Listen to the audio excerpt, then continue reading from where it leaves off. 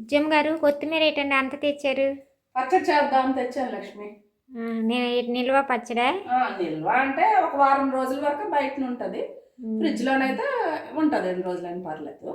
ఇది చేయడానికి ఫస్ట్ కొత్తిమీర శుభ్రంగా కడిగి పెట్టుకోవాలండి. ఉప్పేసి కడుక్కోవాలండి. ఏ ఆకుకూరలైనా ఉప్పేసి గళ్ళుప్పు ఉంటుంది కదా, అది వేసి కడుక్కోవాలండి. ఎందుకంటే బాగా మందులు కొడతారు కదా, ఆకుకూరకైతే మరీ మందులు బాగా పట్టేస్తాయి. కాసేపు ఈ ఉప్పు నీటిలోనే కాసేపు ఉంచి 2-3 సార్లు కడుక్కొని ఆరబెట్టుకోవాలండి. ఇదిగోండి, ఇలా కొత్తిమీర కడుక్కొని శుభ్రంగా ఇలా ఆరబెట్టుకొని ఉంచుకోవాలండి. ఇందులోకి సరిపడినంత ఉప్పు, కారం, ఇది చింతపండు నానబెట్టుకొని ఇలాగ దగ్గరికి తీసుకొని ఇలాగ ఉడికించి ఉంచుకోవాలండి చిక్కగా.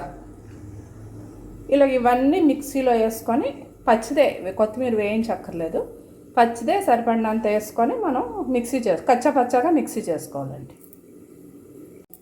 ఇదిగోండి, ఇలా మిక్సీ గిన్నెలోకి కొత్తిమీర, ఉప్పు, పసుపు, చింతపండు మగ్గు వేసి మిక్సీ చేసుకోవాలండి. ఇదిగోండి, ఇలా మిక్సీ చేసుకోవాలండి. ఇలా మిక్సీ చేసుకున్న దానికి తాలింపు వేసుకోవాలండి. ఇప్పుడు పోపు వేసుకోవడానికి పొయ్యి మీద కడాయి పెట్టి ఆయిల్ పోసుకోవాలండి.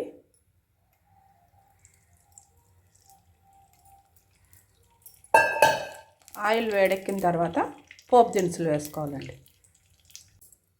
రెండు ఆయిల్ వేడెక్కింది. ముందుగా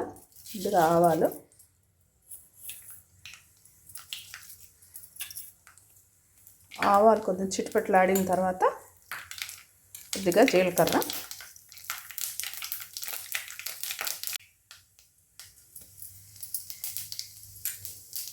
కొద్దిగా మినపప్పు, ఎండుమిరపకాయల ముక్కలండి వేసుకొని పోపు బాగా వేగనివ్వాలండి. పోపు వేగిపోయిందండి. ఇందులో కొద్దిగా కరివేపాకు,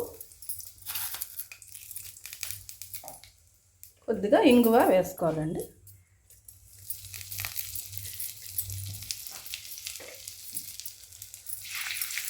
వేగిపోయిన తర్వాత ఇందులో మనం ముందుగా మిక్సీ చేసి పెట్టుకున్న ఈ కొత్తిమీరని వేసుకోవాలండి.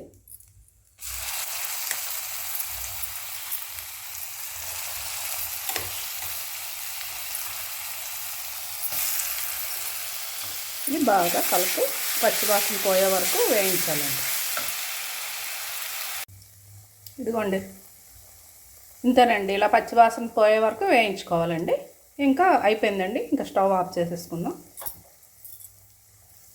ఇది పూర్తిగా చల్లారిన తర్వాత ఏదైనా గాజు సీసాలకు పెట్టుకుంటే ఒక వారం రోజుల వరకు బయట అయితే నిల్వ ఉంటుందండి. ఇది వేడి వేడి అన్నంలోకి నెయ్యి కానీ నూనె కానీ వేసి కలుపుకుంటే చాలా టేస్టీగా ఉంటుందండి. ఇందులో మరి ఏ పప్పులు కానీ ఏవి వేసుకొని అవసరం లేదండి. ఇలా ఉత్తి కొత్తిమీరతోటేనండి, చాలా టేస్టీగా ఉంటుందండి. వీలైతే మీరు కూడా ట్రై చేయండి.